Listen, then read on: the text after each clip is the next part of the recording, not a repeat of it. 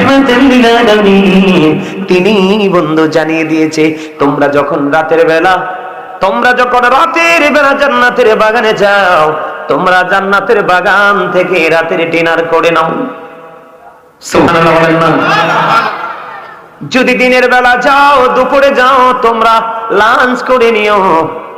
যদি সকাল বেলা আসো, তাহলে সকাল বেলা তোমরা ব্রেকফাস্ট করে নিও।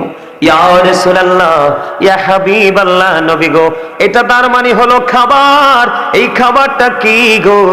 এই খাবারটা কি যে আমি রাতে গেলে রাতের ডিনার হয়ে যাবে, যদি দুপুরে যাই দুপুরের লাঞ্চ হয়ে যাবে, আমি যদি সকালে যাই তাহলে সকালের ব্রেকফাস্ট হয়ে যাবে। এটা কি?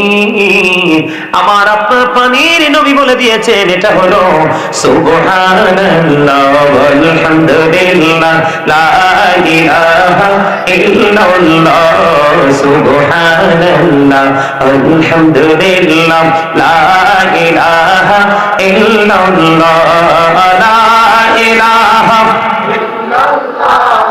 লা ইলাহা ইল্লাল্লাহ, সুবহানাল্লাহ আলহামদুলিল্লাহ।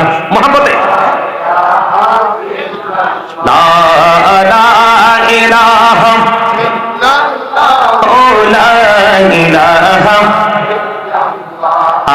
আরশ কুরসি লৌহ কলম সৃষ্টি জাহান ও সিনা, আরশ কুরসি লৌহ কলম সৃষ্টি জাহান ও সিনা, নিজে আল্লাহ খুশি হইয়া নাম রাখলেন হাবিবুল্লাহ, সুবহানাল্লাহ আলহামদুলিল্লাহ।